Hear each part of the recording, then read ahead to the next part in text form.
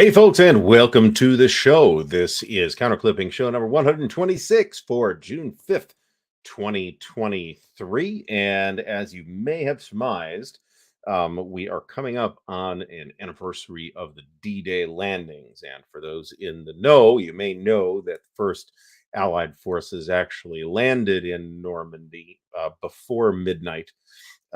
So this is technically the anniversary of the beginning of the assault, even though the beach troops did not land until roughly 6 in the morning on June 6th. The Pathfinders landed before midnight.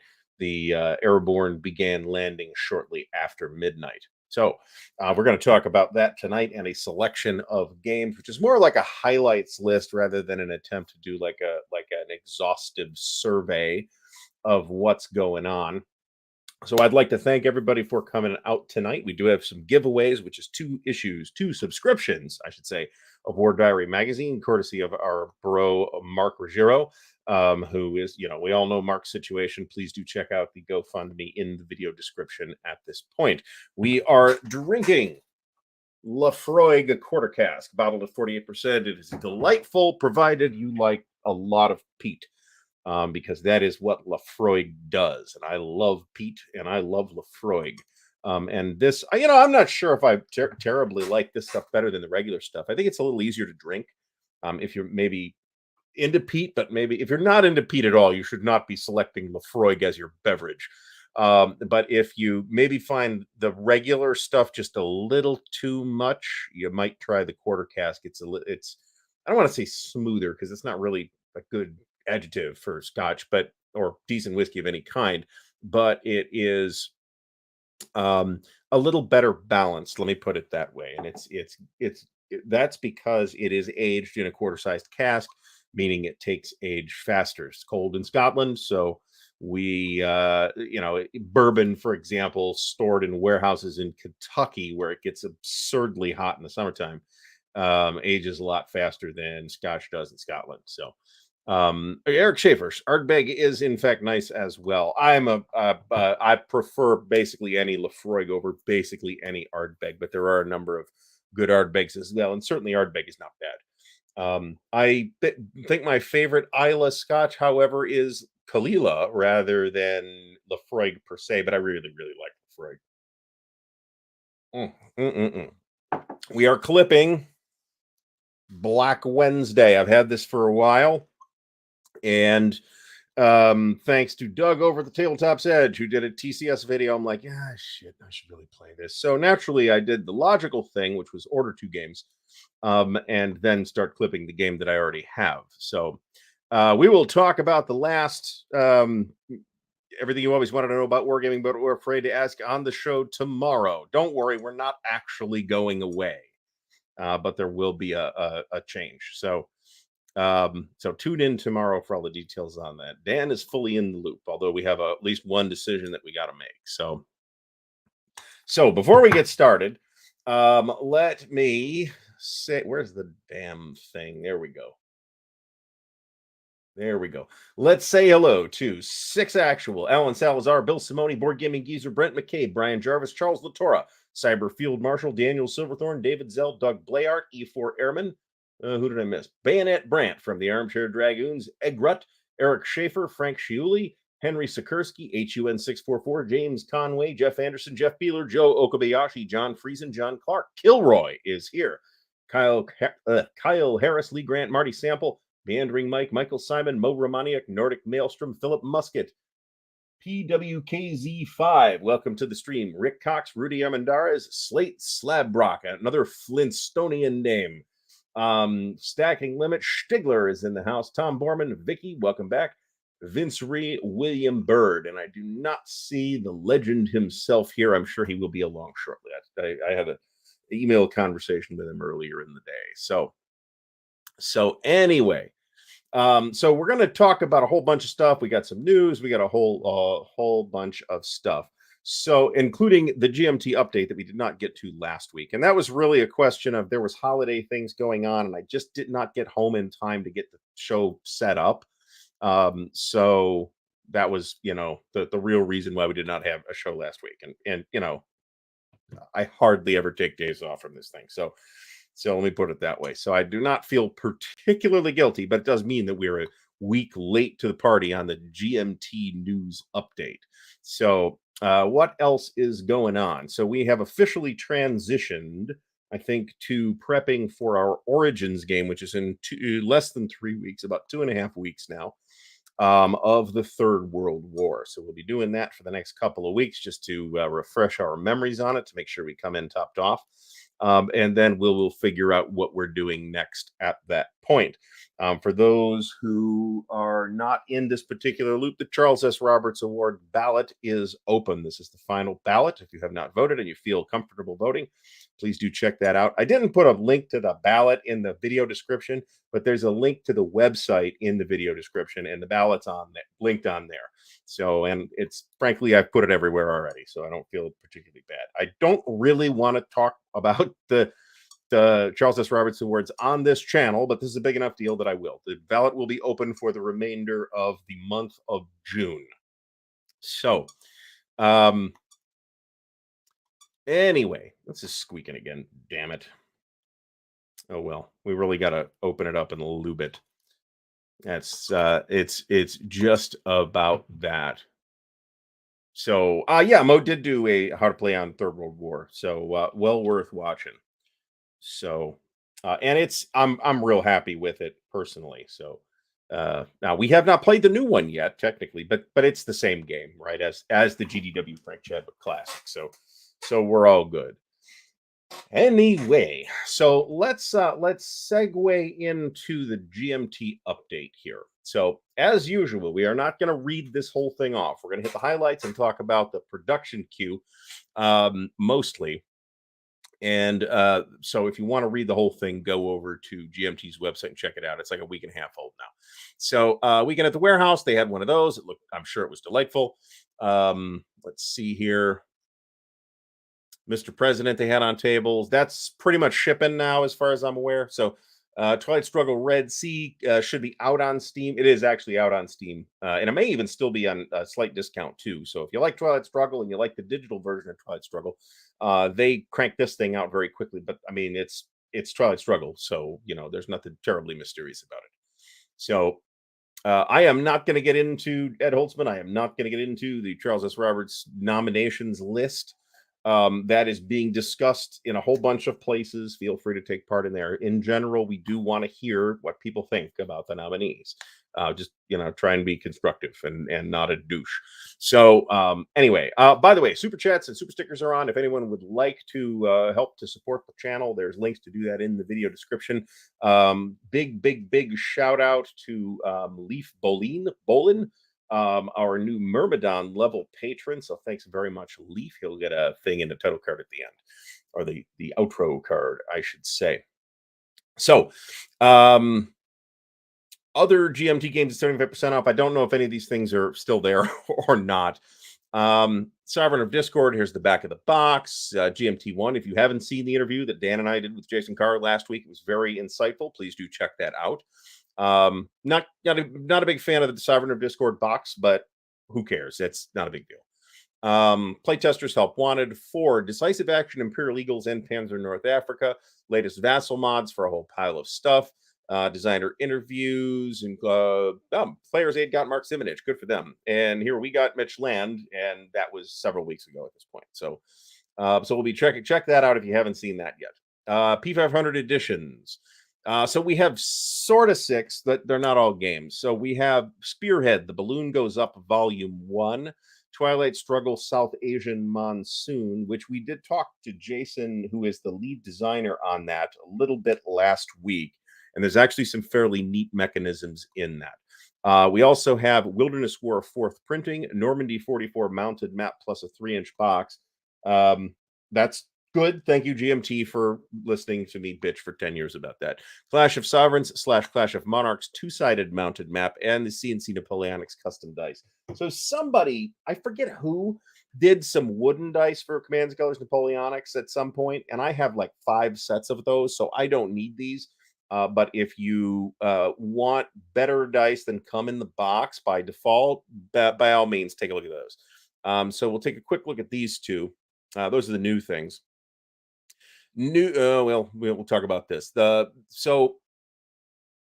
let's do it this way. So here's Spearhead. The balloon goes up, Volume One, and this is a design by Chris Fawcett and Mark Herman. And this is hypothetical or actual armored warfare in Western Europe, the Middle East, and Asia from the mid '80s to the present day. This I don't know if this is tactical based on the map. I'd say it looks operational, but I'm absolutely guessing. So that might not be an accurate statement. So Mark will yell at me if I'm wrong. The counters look nice. I don't really have anything else to say about it at this time. I haven't really looked at it.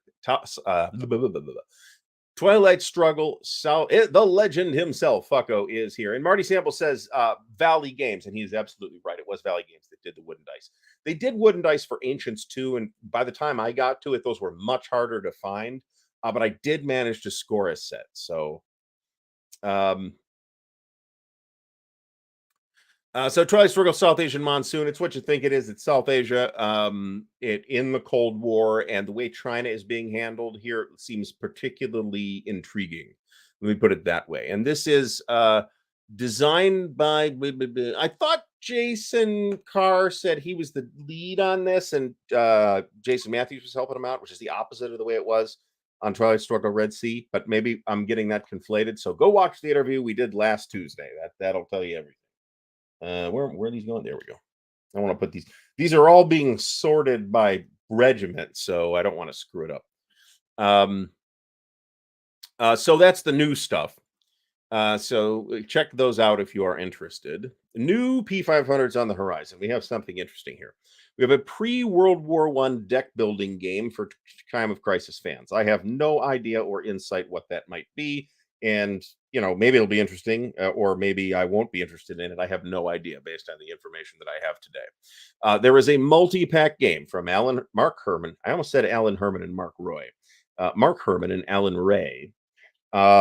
This should be the decades long awaited Thunderbolt, Richard Berg's third game in the Ancient World series. This is a terrific series based on Scuttlebutt. This will actually, what they say multi-pack, they mean multi-pack. It's going to actually contain all three games, the entire three-game series in this volume. So Thunderbolt Volume 3 was Second Punic War. So yeah, I'm all Marty. I too am all over this. I've literally been waiting for this thing for decades. I'd have been happy to buy whatever Richard Berg wanted to do in that series. Frankly, what a Greek, Roman, whatever stuff. It would be really cool if that would draw a lot of attention, such that somebody else could pick up the reins and continue that series, because I think it's a terrific series. It's operational ancients, which we do not see a whole lot of. So that's a problem, which reminds me to bring up the other news item that I forgot to friggin' mention. And I will try and pull it up off screen here once we're talking about actual games, because it's a game called The Fate of All, Alexander's campaign in Persia, or part of it, from Thin Red Line Games. It's going to be their first non modern hypothetical or near modern hypothetical thing. I am super into that, so I am all over that as well. I will try and scrub that up and provide a link as well.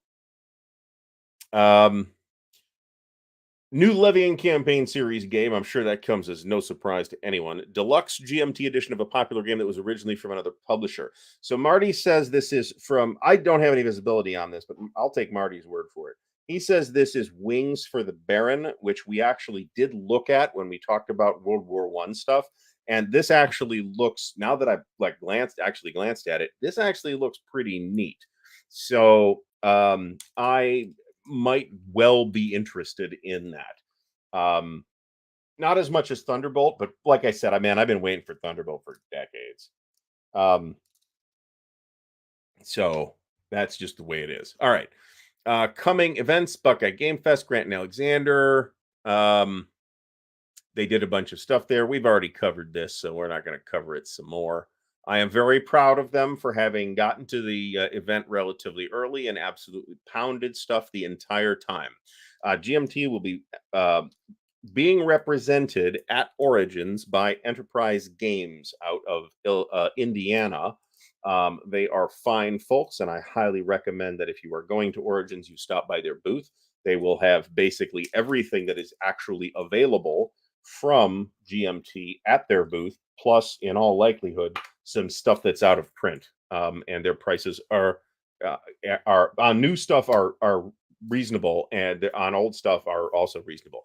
So, in addition to that, there's a whole pile of GMT stuff being run at Origins by the Armchair Dragoons, and of course, GMT calls them the Armchair Dragoons. So, which I think is hilarious because not to pick on GMT, although I am, but everybody gets this wrong, including the Origins people. So, GMT is in, popular company as the case may be. But Salerno 43 is running 4 times. Liberty or Death is running 4 times. Space Empires 4X, Planes Indian Wars, Combat Commander, each being run 2 times. And the Distant Plane team game is also running. So there is the Wargame events calendar in the video description. From there, you can get, and it's Origins Game Fair. Just Google that. You'll get to there if you're going. So there'll be plenty of substantive wargaming happening at Origins this year, unlike the usual year. I'm totally teasing Brant because he's sitting at home going right now about there's no wargaming at Origins. All right, SD HistCon East. We all know about this already too. This sounds amazing. It is at the U.S. Naval War College Museum in Newport, Rhode Island. It's in August, and then in November there's SD HistCon regular, which is in San Diego, which is more or less a Veterans Day weekend. I don't think I'm going to get to go to that this year, but I appreciate the invitation. All right, fall weekend at the warehouse in October. Here's some information on that. Here's Candace Harris's How to Play Twilight Struggle Red Sea. Here's a video on Plantagenet. That's how I pronounce that. That's how they taught us to pronounce that in school. Don't know if it's right, but I'm from Ohio. I can pronounce it however I want. So, as you know, Norman French is pronounced very similarly to 21st century Ohioan. A bunch of other videos and stuff, and a lot of scrolling. It is no wonder they only do this once a month because there's a lot here. All right, charging and shipping. They finished shipping Seas of Thunder and the British Way. Next charges and shipments. Let's see if I am on the hook for any of this. I am not, and that's actually a problem because I should be. I just really can't afford it right now. These should already have started charging if they have not finished charging yet. And they should start shipping basically today, including Border Reavers, Mr. President, People Power, Barracks Emperors, and Under the Southern Cross, which is the latest in the Flying Colors series. So I do need to get that. I'll probably buy it at Origins is probably what it is. Scott Bell asked if anybody's played Seas of Thunder, and the game looks interesting. The map is unattractive. That's not a killer, but it is unattractive. So I'll say that. Perhaps so unattractive that it may turn some people off the game. Okay, so we've just covered that. In addition to that stuff, they're getting counter trays and white boxes as well. At sea, but there's no date yet, is 18 India. That's the 18XX game. At the printer, no ship date yet. CNC Napoleonics, pile of stuff. The things that have moved up or are otherwise interesting include Downfall, that is Chad Jensen's game, as finished by John Butterfield. Shit. No, we're good, right? We're good. Are we good? Now we're good. Okay. That is Chad Jensen's game as finished by John Butterfield. We also have Great Battles of Alexander Expanded Deluxe. This is the one that does include Tyrant, which reminds me to order a copy of Tyrant. Yes, I have it, but it is an older copy that is on the thinner counters. So my reservations about the map of Seas of Thunder should not be taken as a recommendation to not investigate it for yourself. In other respects, the game looks extremely promising. The map is just damn ugly. What else is here? Liberty or Death, third printing. North Africa 41. Plantagenet, which is Living a Campaign. Pursuit of Glory, second edition, which I really ought to order. Sovereign of Discord, which is the Fire in the Lake expansion that expands Fire in the Lake earlier in the timeline. So that is actually fairly exciting to me as well, and I am on the hook for that already. All right, going to the printer later this month. More CNC Napoleonic stuff. Banish all their fears. Prime Minister, the last 100 yards of the Russian front. Going to the printer in June includes CNC Medieval and Samurai second printing. Good to see those coming back. In final art and proofing, the only new entry here is Vijayanagara. That is a coin game or at least coin adjacent game that deals with India and also looks very interesting. In the art department, new entry includes Norman Conquest's The Men of Iron Volume 5. Very happy to see that that is moving along. Nearing art department readiness, new entry is Next War Taiwan second edition. And we did talk to Mitch Land about that when we had him on the show with Dan a couple of weeks ago. So check that out. They have changed the maps in the recent printings of Paths of Glory. I don't know if they've changed it in Pursuit of Glory or not. So that is the production synopsis here. Whole bunch of content creators and stuff that you should check out. All of these, there's a whole bunch. Here's the cover art for Vijayanagara. Here's the Sovereign of Discord cover, which, like I said, I'm not crazy about just because it's got this. I don't have a really good reason for not liking it. I just think I'm not crazy about the aesthetic. Last 100 yards looks like the other last 100 yards games, which I do approve of. I like uniformity because I'm OCD. The counters look terrific. Here's the Next War Taiwan second edition map, which is probably very similar to the Next War Taiwan first edition map. Game board for Prime Minister. This looks pretty nice. It does look stylistically similar to the Versailles 1919 map, which is maybe not super duper surprising. Here's some stuff on Away Team, which is the John Butterfield solitaire space exploration game. That looks pretty exciting. So I would say if you are at all into sci-fi games and or John Butterfield games, I think you want this. I definitely want this. So China's War, which is a coin game that's been in the cooker for quite a long time, looks like it's finally getting a little bit closer to release. And here's the map. I had this ordered at one point, and I unordered it due to, frankly, concerns about how well the coin model will handle that conflict. Doesn't mean I'm not going to buy it, and I'm absolutely willing to play it because, frankly, there's not a lot of games on that topic. But another thing is it like cuts off in like 1941, and I'm like, I don't know. That's disappointing. I don't see any reason why that should be the case, unless the intention is to produce expansions later, which I guess is fine. Fields of Fire Deluxe, Imperial Eagles, Next War Iran cover. I don't know if this is the cover. I don't think this is the cover, but we're all excited about that. Norman Conquest, is that the actual cover? Doesn't look like it. Here's Hastings. Order and Opportunity by VPJ Arponen. This actually looks very interesting to me too. The more I'm hearing about this, the more interesting this thing looks. So Panzer North Africa. Here is, what is this? Space Corp. Okay, gaming rules, tutorial and playthrough of Space Corp. I like Space Corp. It's good. And here's the reprint tracking. We're not going to go through all these numbers.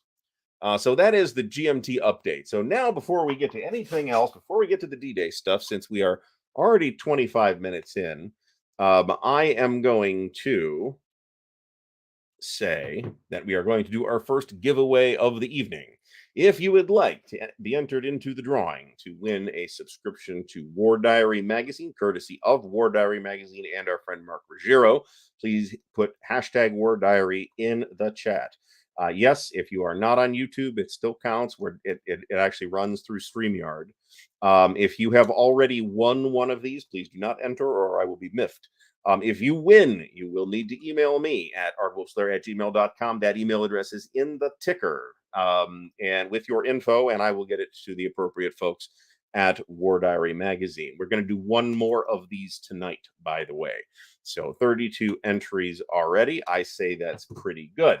And while we're fixing that, I am going to pull up the information on The Fate of All, the new upcoming game, and they're saying 2023. So I mean, I certainly hope that turns out to be the case.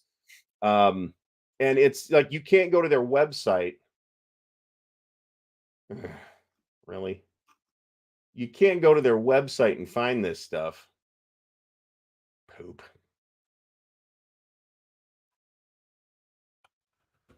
You got to go to the blog, unless they've moved it to the website, which would be fantastic if they have.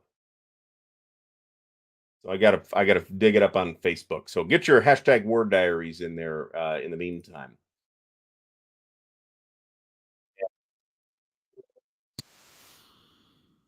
Piss. There we go. And we will do the drawing as soon as I'm done talking about the fate of all.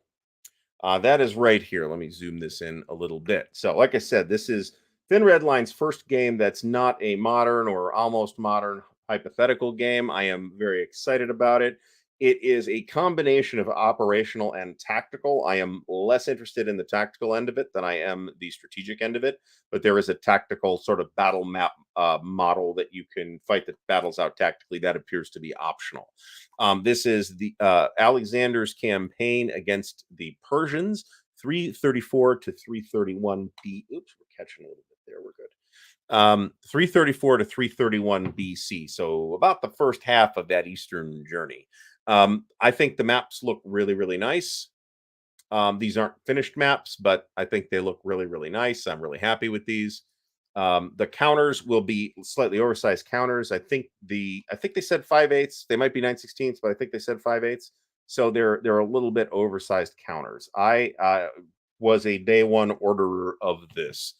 Don't know what the price will be. It'll probably be relatively expensive, but like I said, we don't see much in the way of operational ancients in particular. All the counter values here should be taken with a grain of salt as well.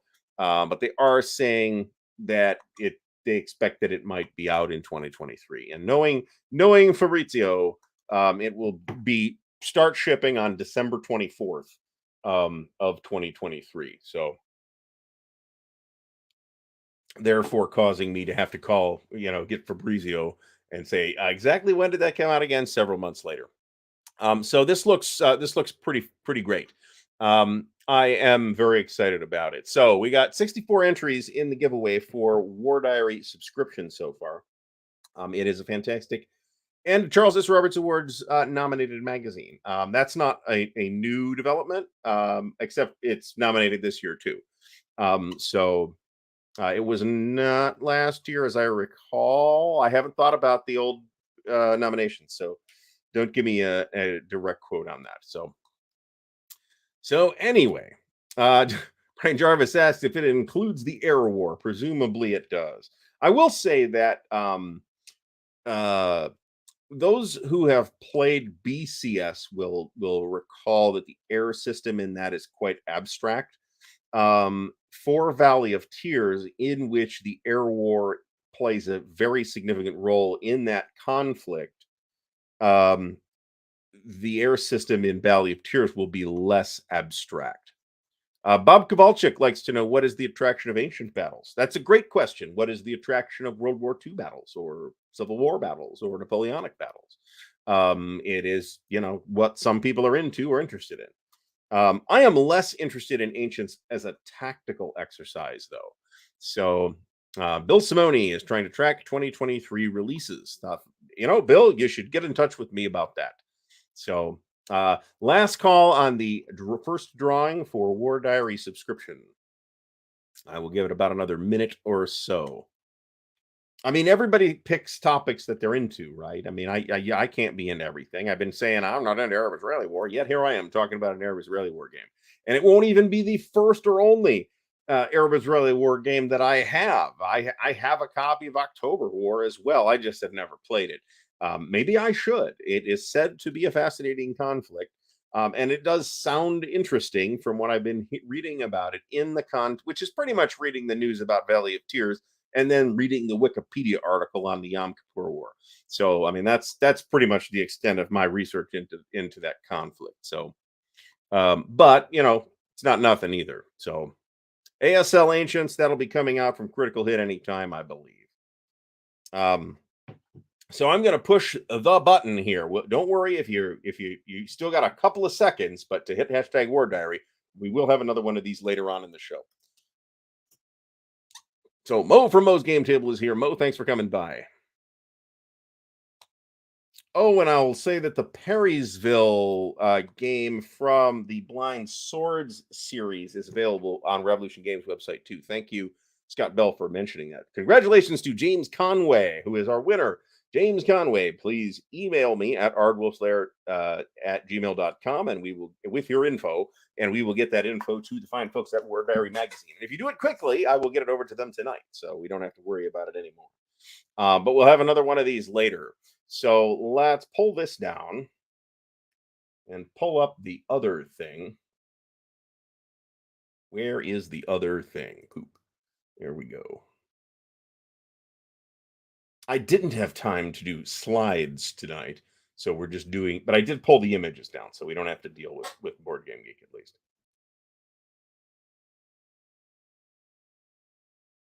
All right, we're going to start here with Omaha Beachhead. So the criteria for this list is that it had to have some kind of element of stuff that happened on June 6th. Okay. Um, because I lean heavily towards operational stuff, so does this list. There are some things that I would describe as somewhat tactical on here, as well as at least a couple of things that I kind of worked off a vague recollection, and we'll talk about when I get to them that really don't include June 6th and probably shouldn't be on the list in that context. But Omaha Beachhead is exactly what it sounds like. This is from Victory Games from the mid 80s. This is a Joe Balkowski design with an absolutely ghastly map, but the game actually looks pretty interesting. And a lot of times, folks will say something like, so and so is wargaming's foremost expert on the Battle of the Bulge. We hear that a lot about Danny Parker or Bruno Sinigalio.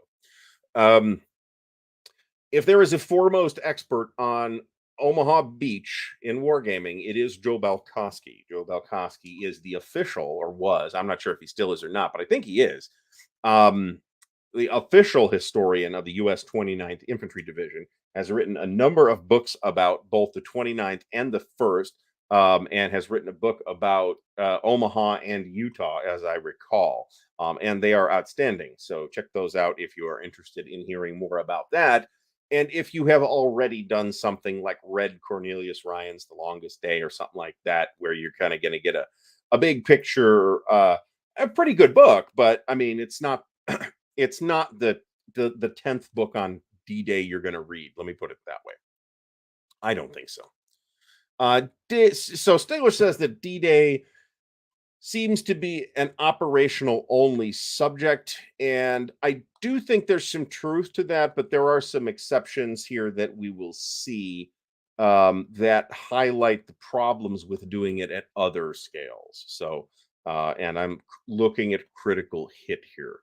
Um, there is a ASL. Well, we'll talk about things as we get to them. So, I recently acquired a copy of this, so thank you for that. It's a very interesting looking game. It even though the map is not really attractive by modern standards, the counters are larger. I think they're 5/8 inch counters, and they're well above average for in terms of readability for Victory games. In fact, they are perfectly readable to me. Um,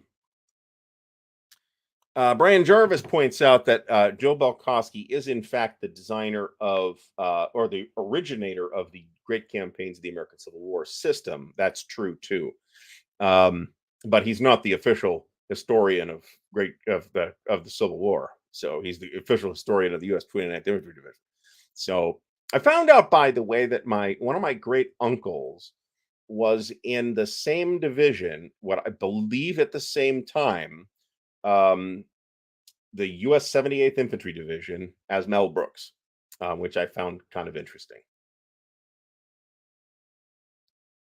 So, so anyway, moving along from Omaha Beachhead, we will have another giveaway in about an hour.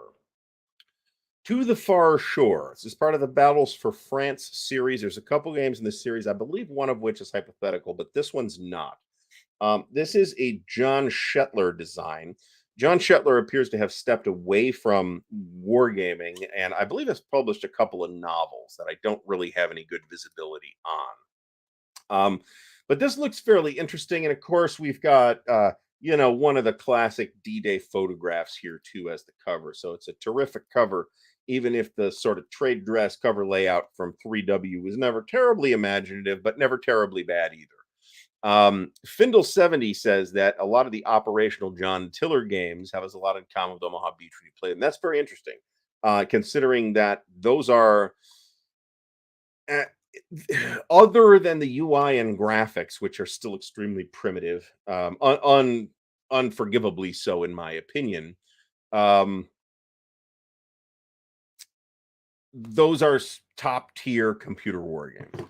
Scott Bell asks if full Western Europe 1944 to 45 combined considered operational. Yeah, I think it can be. I'd call the Mighty Endeavor, I'd call that high level operational. And that covers 44 to the end of the war as well. So traditionally, you see people calling those games strategic level, but I don't believe that's accurate. I think those games are mostly operational. If you want strategic level, you got to go into a game like Shaft or something like that. That's much more abstract. All of the games that are going to be on this list at least have operational elements, including the tactical ones. So, I missed the big red one, but that's not really about D-Day either. So, oops, we missed a counter. Poop. Now I got to figure out which friggin' bag it goes in. Poop. That's it, I think. Right, right. Um, Neil Bedke says, to the far shore, ugh, rules needed editing, errata not really playable without effort. IMHO. But I suspect that you're right. That is very similar um, experience with a lot of 3W games, to be honest about it. I was recently taking another look at this is not a 3W thing, but I was recently taking a look at Imperium Romanum 3 from our friends at Decision, and it's got some issues. I think the game itself is genius, and I think it suffers from being another one of those become your own developer kit type products, as we see so often from certain publishers, including Decision, but also including, frankly, 3W a lot of the time. I think they did some stuff that's pretty good. Eventually, we will do a best of 3W show because I do think they did some stuff that's worth looking at. But to some extent be prepared to kind of deal with stuff, right? Particularly in cases where the publisher doesn't exist anymore and the designer has dropped out of the hobby. Um, so it's like there should be like a manual, those little historical booklets they put into games, which is great, by the way. I love that. Um, they should put a little similarly sized booklet, how to be a game developer, in there. Now, I do feel like they're trying to do better. So there's that, and that's why their pipeline has slowed way down over the last couple of years.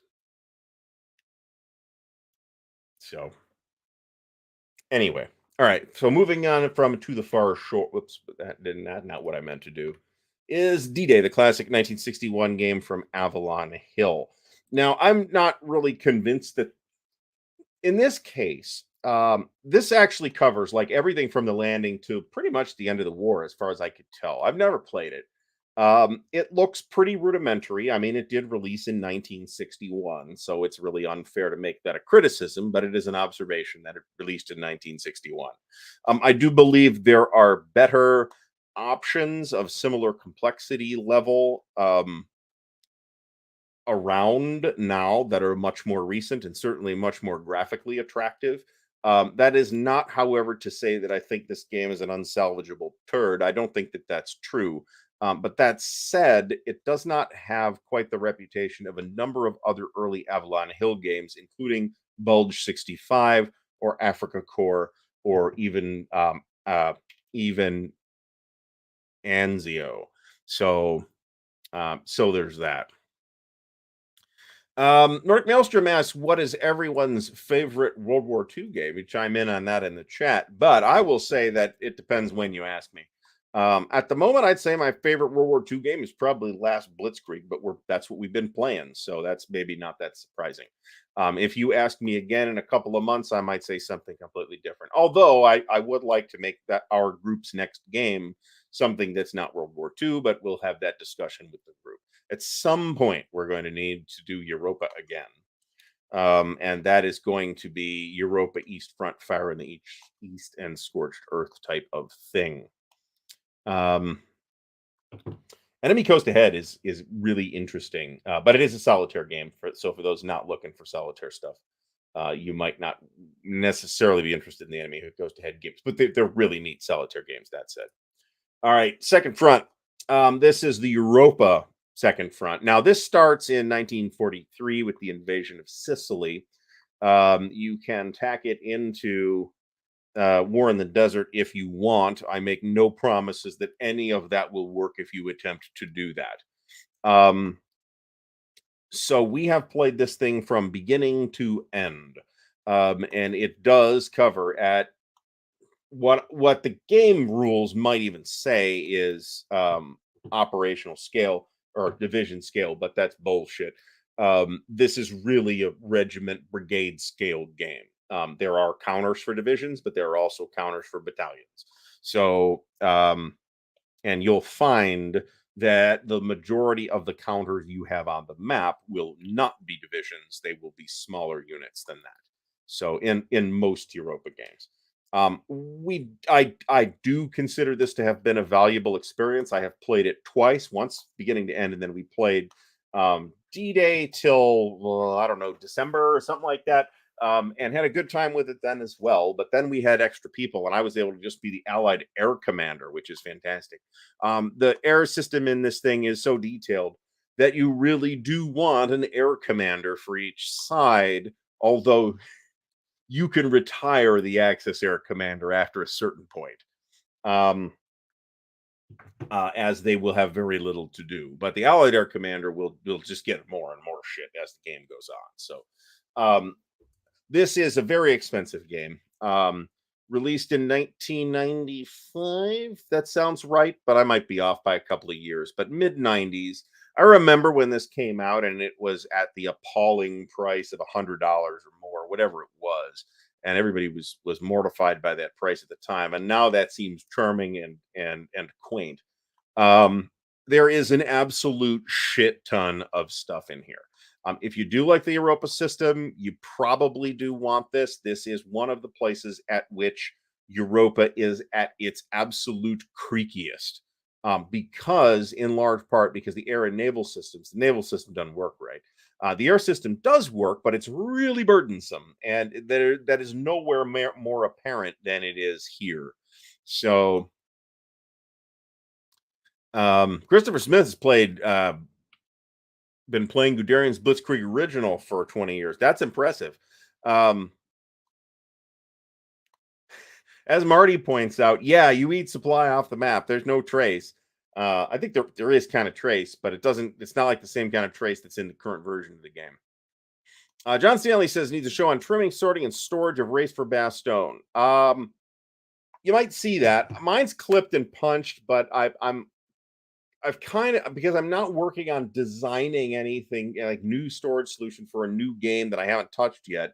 I'm kind of letting the printer run just counter trays, the stack counter trays. We do have new 3D models for the month of June, by the way, so check those out if you are a swordsman and up level patron. Um, the notification has gone out. The So I'm just kind of running off those stacked trays, and I do think that the GTS games in general will lend themselves very well to being stored in those trays. So you might see that. You might see it about the greatest day rather than Race for Bastogne. But the storage technique that I would use for the greatest day is basically the same one that I would use for Race for Bastogne. So you might find that illuminating when it eventually shows up. Second front, it is a hell of a project. and not easy to play. But we did find it rewarding, and it did give us a, came down to the last couple of turns type of ending. And like I said, we ran out the clock. We played it literally until the end of May 1945. So there was no calling it an Allied victory early or anything like that. And Axis actually won on points fairly narrowly, as I recall. Okay, so this is an expansion to a game from New England Simulations called The Killing Ground, which is a game about the Cobra breakout. But Overlord extends that game to cover the landings. This uses a variant of the SPI random strength chit, or random unit strength, I should say, mechanism from, or hidden unit strength mechanism from SPI and games like Operation Typhoon and the Victory in the West series and that whole related family of games. This is inside that sphere. Okay. This is a very highly regarded game. Between it and Killing Ground, $300 plus to pick those up. So they're quite expensive as well. As is the case with basically everything from New England Simulations, this has sort of an almost handcrafted feel. Um, they, I won't say there's no errata because there's always errata, but they really do take their time. They take several years to put out any game, and they make sure that it's as good and airtight as it can be before it goes out the door. That has been the case with basically everything from them. And again, I'm aware there's errata, but there's always going to be errata. In this case, we're not talking about them including a how to be a game developer pamphlet in there or anything like that. So Hitler's Last Gamble is being redone by Danny Parker, and it is coming from Compass. And there might be, I don't know if what's been announced, and I don't want to spoil anything, but expect news on that soon if there hasn't been news already. Let me put it that way. News as in you should be seeing it before too long, which might not mean even this year, but it's a very well regarded game. It should be a significant redesign. Stigler, please give me that as soon as possible. Thank you very much. Um, Greg Grant says that Overlord and Killing Ground are the best Normandy maps. He might be right about that. They're certainly more functional than another of the games with very attractive maps that will come to shortly that are maybe not super duper easy to actually play on. I really do need to get this to the table at some point, but it's not at the top of the list. Another one, Joe Belkowski's Atlantic Wall from SPI. This is, I believe, a 1978 release, maybe 77 or 79. I don't know. Striking cover that's from, I believe, an actual propaganda poster of the era. I have this, and I have not had a chance to actually do anything with it yet. To sort of underplay this statement, this is not the same game as the Decision Games Atlantic Wall. That is a completely different system, inspired in some ways by this game and by Vakdem Rhine. But and this only covers June, I believe. So you're not getting like you're not getting through Cobra or the race to the Rhine or any of that stuff. This only covers through the month of June. So you're not even getting Fall of Khan historically, which didn't happen until mid-July, as I recall. We have done an entire counter sheet. That's bullshit. We've done half a counter sheet. So this game looks pretty interesting. I mean, it looks like a 1978 game from SPI, right? But looks readable, looks playable. The game mechanics, it's fairly involved for the era, but it's certainly nothing exceptionally complicated by modern standards. We have 167 people watching. That is remarkable. You can get a copy of this for around $100. I'm not sure this game was released in a flat pack. That's not to say necessarily that you won't see it in a flat pack, but I don't recall ever seeing it. It might be one of those games that came along late enough that they never did it in a flat. That said, sometimes people with with flat boxes, boxes that got destroyed, stuck it in a flat, so you might still see copies in a flat. I think I paid about $100 for my copy, which is a punched copy, but it's complete. I checked it. So, yes, Henry Mike says hit the like button. Please hit that like button. Clip that like button or whatever word it is we're saying here.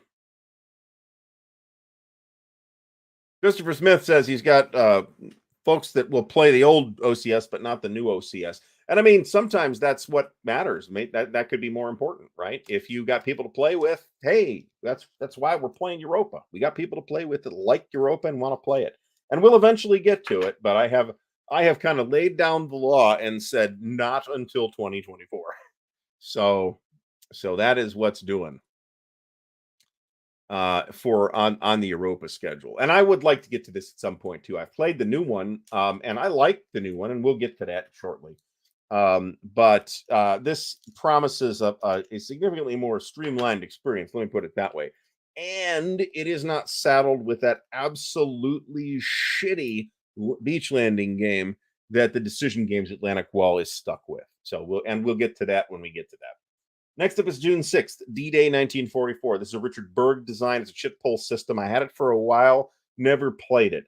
I probably shouldn't have dumped it twice, but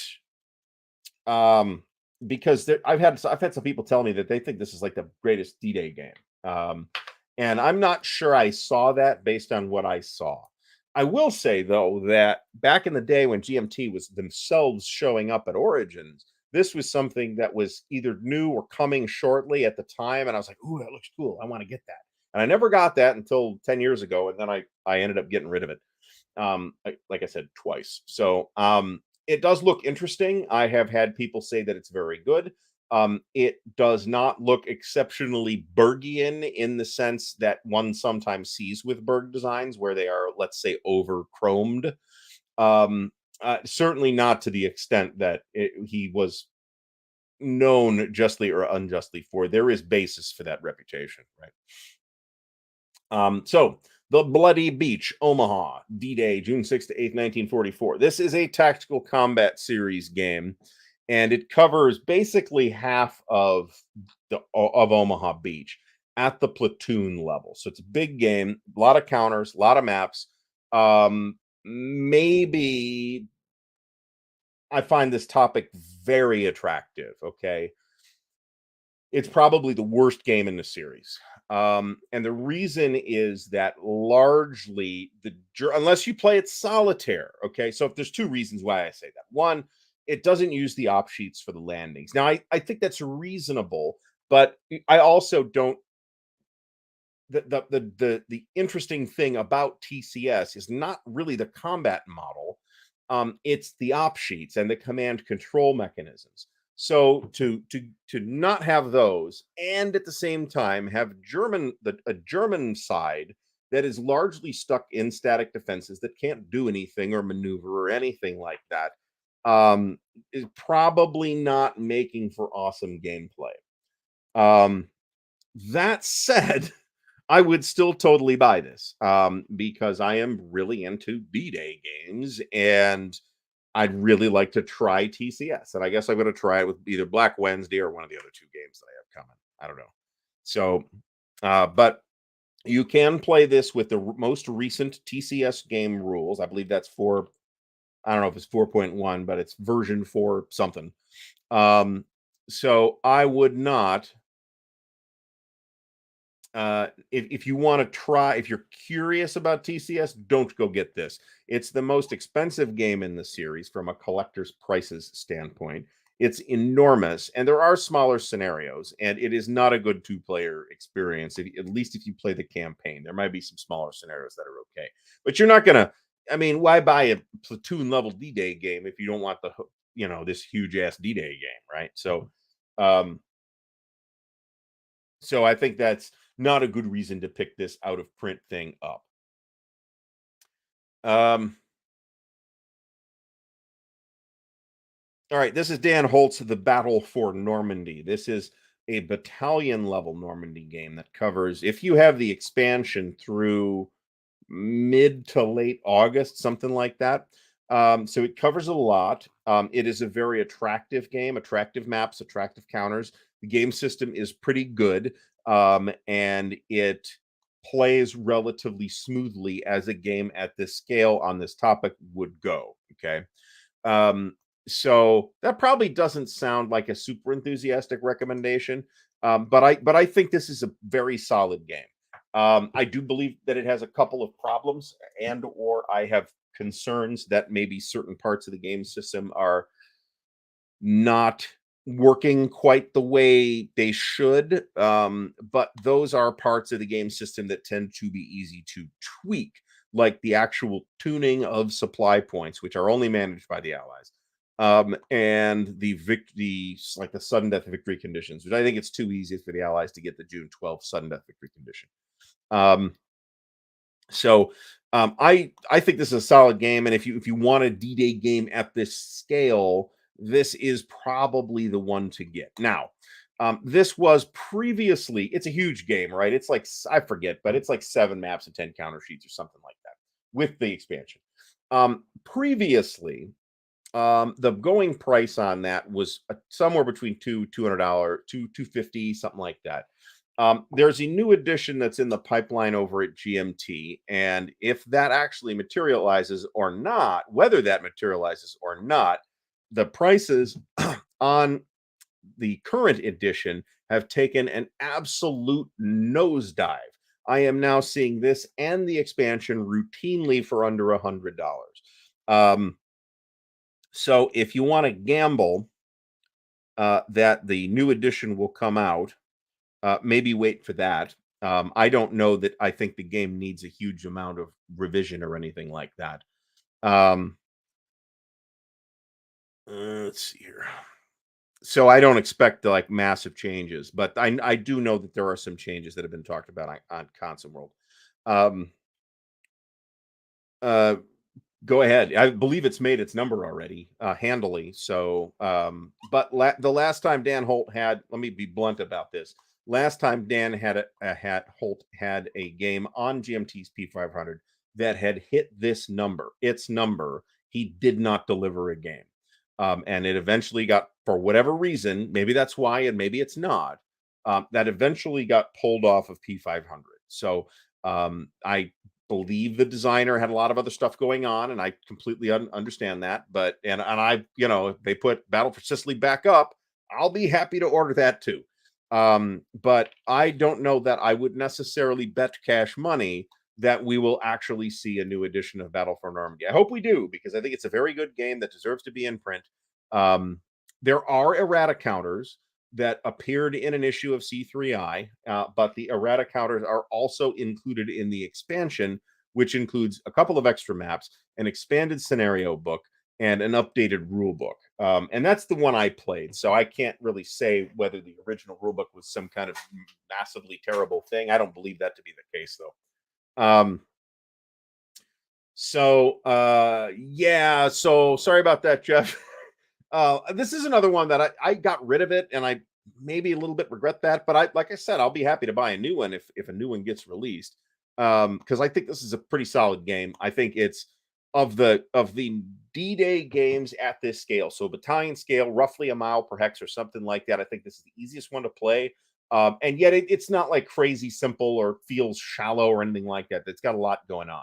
It does have mandatory attacks, which is not a mechanic I particularly favor, but you're not required to attack all the time. You're only required to do mandatory attacks if you are attacking. And so it's not like the most rigid soak off attack rule I've ever seen. There's ways around it in certain types of terrain. It's not required. You can satisfy that attack requirement by using artillery, for example. So in this game, it's not a mechanic I like. In this game, it um, it doesn't really bother me very much. Let me put it that way. So Carl, this stuff was happening well before I believe Battle for Normandy came out. Yeah, there's a publisher called I think DDH Productions. That's Dan Holt, or DDH Publications or Games or whatever it is. And he did a bunch of stuff, a bunch of little self-published things. But this is beyond the scope of self-publishing unless you're going to do it as a print and play game, which good luck. Jesus. But pretty good game. Hopefully a new version of it will be out. Mark Simonich's Normandy 44.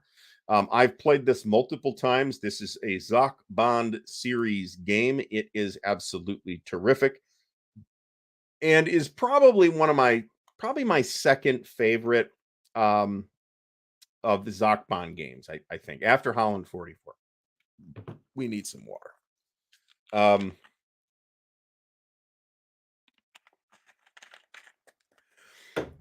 um, you can play this in one very long sitting. You could play it in a day, and we have a couple of times. Um, it is tough on the Germans, but the Germans can absolutely win this, and I know that because I have won as the Germans, and I'm not that good. So I just didn't shit my pants. So it's I won't say it's like finely balanced because both sides have an equal opportunity to win. I think that's not true. I think the Allies have the upper hand given competent play, but the Germans can absolutely win. And in this game, as is the case with several other Zachman games, the real trick to winning as the Germans is knowing when to use determined defense and when not to use determined defense. If you just determine defense, I've won as the Allies too against an opponent that just determined defense every hex, and you will take too many losses there that you cannot afford to take. If you do that, you have to pick and choose where you're going to conduct that determined defense. So, and that's the case with the Americans in Ardennes 44, and a number of other, and both the Germans and the Soviets, frankly, in Stalingrad 42. So, and certainly the case with Ardennes 44, although early in not in Ardennes 44, but in Holland 44, early in the game, you might kind of need to dig any crossroads. Well, no, you still have to be careful, right? You can't just defend any random point out in the hills, right? But if you're defending one of those key bridges or one of the city hexes or something like that, then yeah, you got to determine defense that. So it's a little easier to figure out where to do determined defense, in my opinion, on the Holland 44 map than it is here. So, highly recommend this game. It is excellent, as is all of the Simonich Zachman games. We are sticking to games that are already published. That is true. There are, I'll mention this.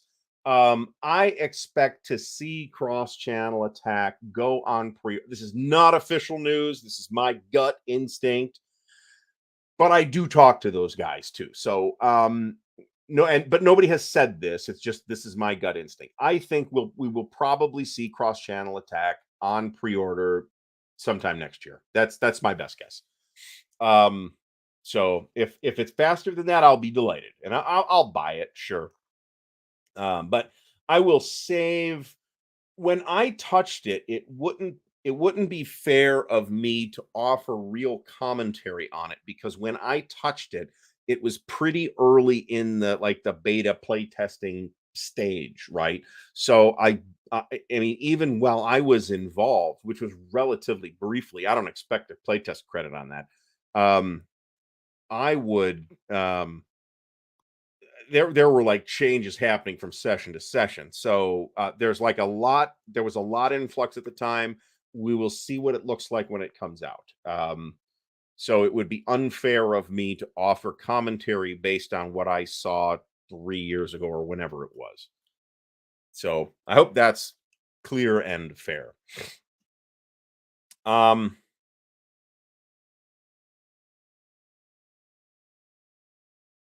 all right, hold on a second here. So Nordic Maelstrom does not do P500, so we'll have to wait until it can be bought outright. Um, so if you're in Europe, especially, and especially from MMP, which doesn't have like a Euro friendly shipping option, you're really far better off waiting for some kind of European source to have it. Let me put it that way. That's unfortunate, but that is, as we're told, that's just the way they do things. So there you have it. That is the reason why There's no Euro friendly shipping option. Not that that's an easy an easy thing to just fix, right? Um, or to imply that they can just wave a wand and suddenly, solutions to that will just materialize. That's not fair. But there isn't a Euro friendly shipping option, and I haven't heard any news about that from our good friends at Multiman Publishing. So Nordic Maelstrom says they don't like not knowing when things will come out of their account. I have some sympathy for that. So there's things I don't want to say here, but it's not all. You don't necessarily have credit card space available all the time, right? Not everybody does. And if you don't, then or if it's coming off a debit card, you could be friggin' hosed, man. I got hit for like $500 in early 2022, due to like 5 games, all of which I pre-ordered, and 2 of which were friggin' huge. And those 2 were all. One of those was a game I had 2 copies on order, one for me and one for Fucko, and that was a huge hit. So I get that. I get that. Plus, there is that temptation to say, well, I don't have to pay for it now. Surely these will be spread out over a couple of years, and then you get that, and they always were, and then you get that we have charged your credit card $592, like so. There's that, and I fully support do as I say, not as do as I say, not as I do. But I fully support being very picky about what games you buy. If you're just collecting stuff, cool, be a collector, but then understand that you are a collector, and that you're not buying these games to play necessarily. And it's your choice if that's how you want to do it. So, but understand that that's the choice you're making. So, um, anyway, Bradley's D-Day. So this is the first of 2 John Prados D-Day games that showed up in 2 separate issues of Against the Odds magazine. However, they first appeared as the first appearance of this thing was with Monty's D-Day back in the pages of Strategy and Tactics in the very early 80s under, I believe, under TSR. Could have been 3W, I suppose, but I think it was TSR. So, and this is another one of those things where I have finally secured a copy of Monty's D-Day and S&T, blah, blah, blah, blah, whatever it was. And like a week later, they announced, against the odds, we'll be bringing back Monty's D-Day in a uniform edition that you can combine with Bradley's D-Day, and it'll be awesome. Shit. So several years later, in fact, it was like a couple of weeks, but like a week or so before John Prados passed away, I had ordered these from Against the Odds. And it was because of that La Bataille thing where they had some extra counters and maps for La Bataille de Beauchamp. And I'm like, oh, I got to have that. So I put together an order which included Bradley's D-Day and Monty's D-Day. Now these cover the first day or two of the campaign. I don't even remember what the scale is off the top of my head, but it's probably companies is what it kind of looks like. And these look pretty good. And John Prados always had something interesting to say as well. Obviously, Bradley's D-Day covers Omaha and Utah, and Monty's D-Day covers Gold, Juno, and Sword. But remember that both have significant airborne components as well. Do I like... So, Multi-Man system is not called P500. It's just pre-order, right? Same deal with Compass, same deal with most of the other publishers in the space. Do I like the way that Multi-Man does it better than the way GMT does it, or vice versa? Honestly, I kind of like the way Multi-Man does it better. On the one hand, I think there's a lot less forward visibility on upcoming titles from Multi-Man, right? Multi-Man's got, I don't know, a dozen titles on pre-order at any given time, where GMT has like a couple of, like literally 150. We get, stuff shows up on P500 from GMT, and it's minimum a year before it comes out. Minimum. Some of that shit sits around for 8-10 years. On the other hand, Yes, Christopher Smith, there is. You just go into your account and view your order history, and you'll see all your P500 orders. And there's a little option that says delete from order. That's what you click. That's what you go in to delete the old P500 orders. And I will say that I still am on the books for a P500 pre-order of Road to Leningrad Second Edition, which got taken off P500s, and they never cleaned that up. So that's something else, but whatever. Where are these? Okay, so I like the multi-man method better for a couple of reasons. And it's not like it's I boycott GMT. No, we're not doing that. But multi-man charges you, GMT charges everybody all at once. Okay. So they'll tell you we're charging on this day, and that's it. We're going to charge on this day. And on that day, unless there's a problem, they charge you on that day. Multi-man doesn't tell you what day they're going to charge you on. They'll just say, hey, it's last call. We're going to charge for this soon. You don't necessarily know exactly what day the charge will hit. And that can be problematic for some people. But what that means is that from GMT, you might get charged 6 weeks before the game ships. And I don't really like that very much. It's not that I don't trust them, it's that I start tapping my foot after I've gotten charged. Where with multi-man, once you are charged, it's not going to be more than a few days before your order goes out. In addition, GMT ships its pre-orders in what appears to be a random order. Now, I have heard a couple of stories about exactly how they determine that. Like they pick a random letter to the alphabet and then do everybody alphabetically starting at K and then go to L and M and then back around to the beginning of the alphabet back to G. And that might be right, but it does mean that me getting my order in early doesn't do any good, right? But on the other hand, it also means that getting my order in late doesn't hurt me. So it's kind of a, six and one half dozen of the other type of thing. There's good and bad about both of them.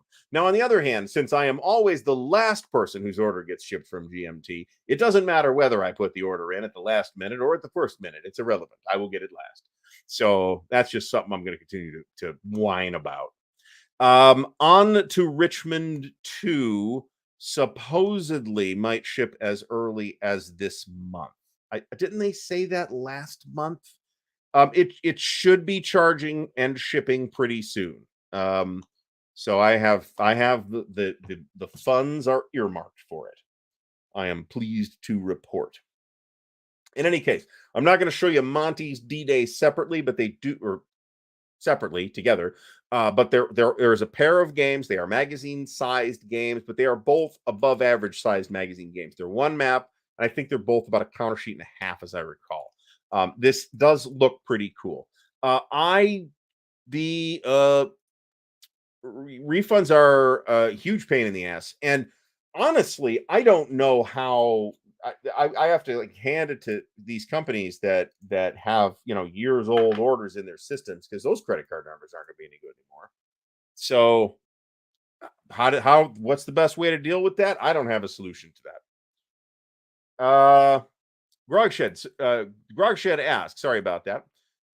Is Monty's D-Day worth getting if he has Bradley's D-Day? Yeah, I'd say it's more worth getting if you have Bradley's D-Day. Bradley's D-Day covers Omaha and Utah, and Monty's covers Gold, Juno, and Sword. So if you want the whole thing, yeah, get both of them. I believe that is what you were asking. If not, please let me know.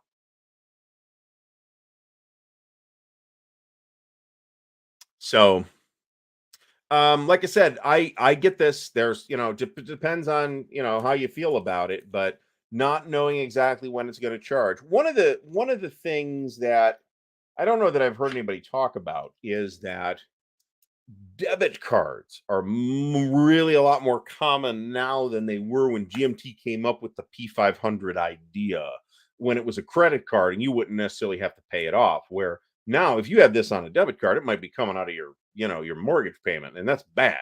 So, I have a lot of sympathy to this position. And in many cases, not all maybe, but in many cases, you can find discounted prices somewhere that are at least comparable to the pre-order discount price.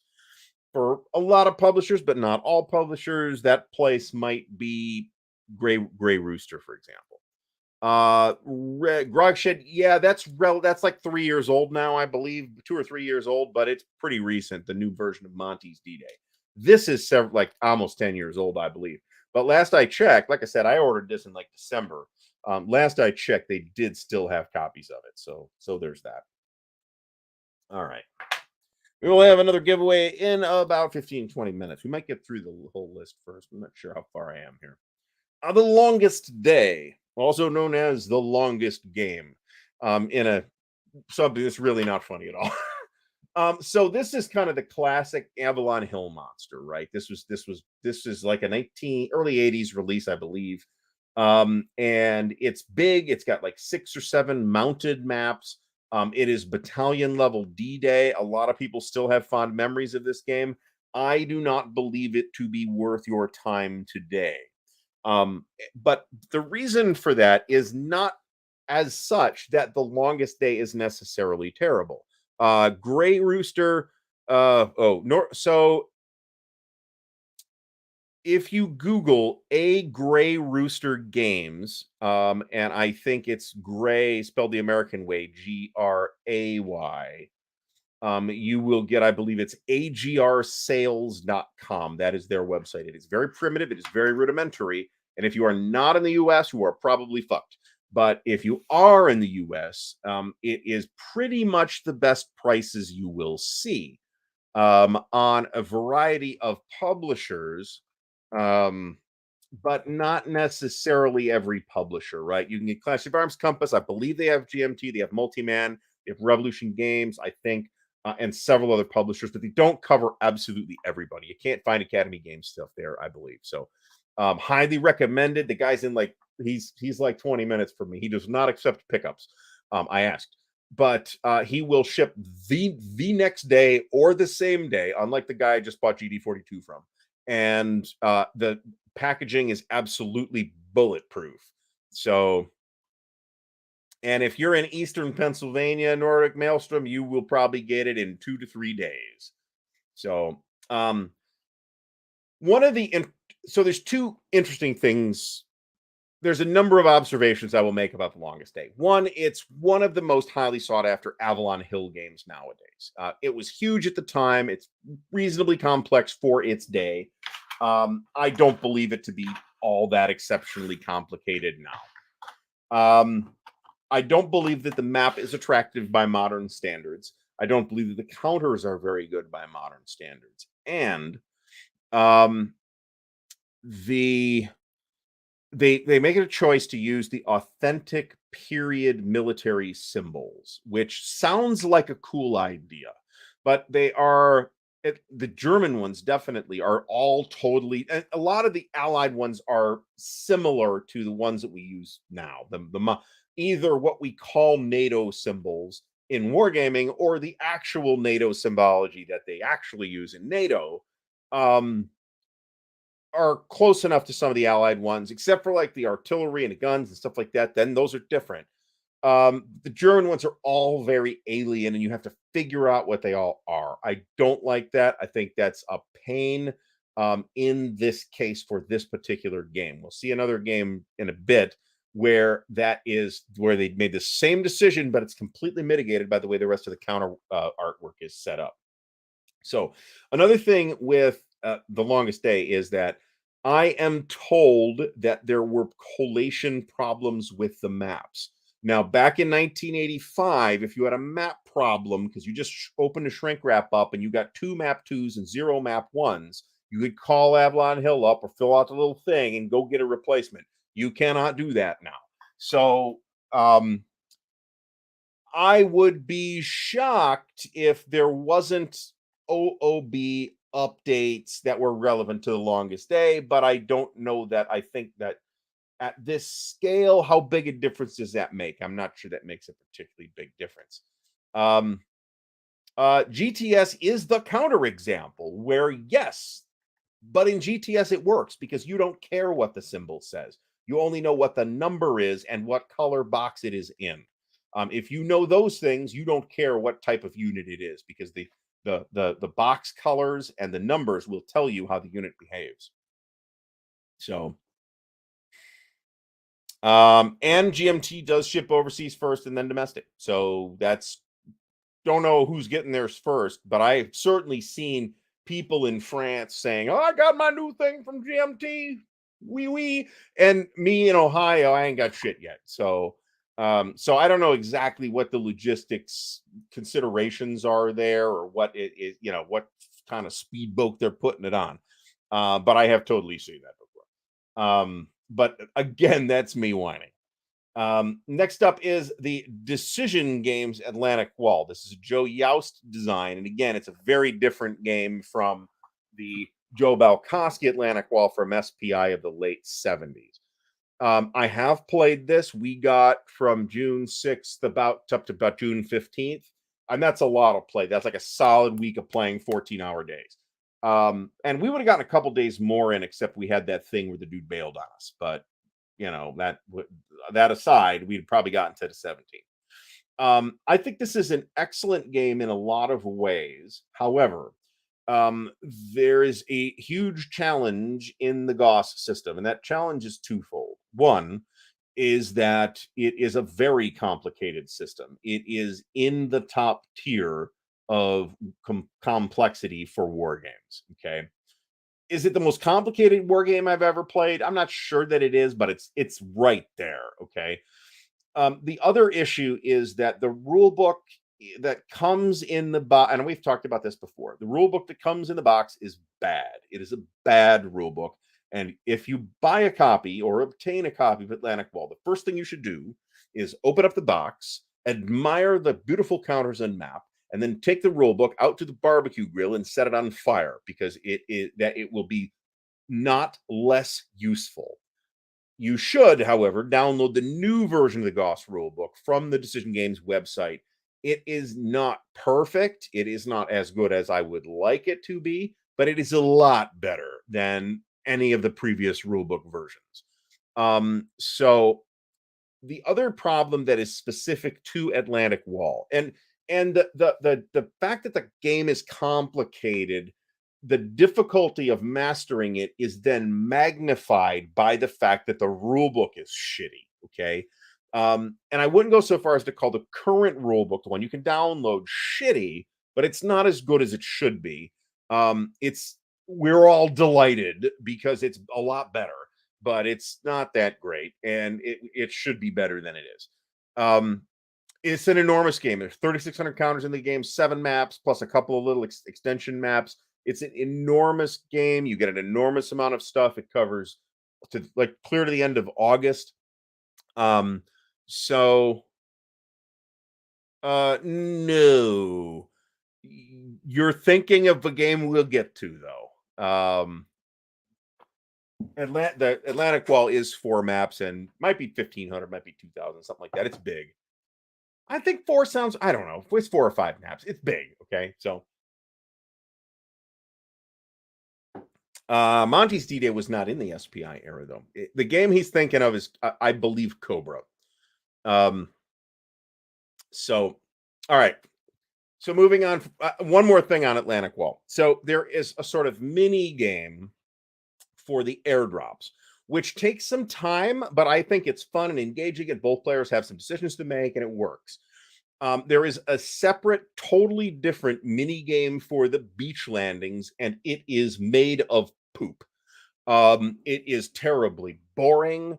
It's terribly fiddly. It's poorly explained. I have nothing good to say about that beach landing mini game whatsoever. I don't believe that it adds anything to the game except a bunch of additional playtime until you can get to the actual game. There is also no post landing scenario. So you are either designing your own June 7th scenario, or you are putting up with the bullshit beach landing mini game, or just waving your hands at it. So that aside, the scenario selection in here for small scenarios is also not good. The Cherbourg scenario, which is a 1 map scenario, is pretty good. The Goodwood and Operation Epsom scenarios are No, you'd think they'd be okay because those are interesting situations. And the Operation Goodwood specifically, that scenario kind of highlights one of the really interesting things about Goss, which is the way that there's no Zocs, there's movement halts. So the way the movement halts work and the way the like anti-tank guns like 88s and stuff interact with armor is really interesting.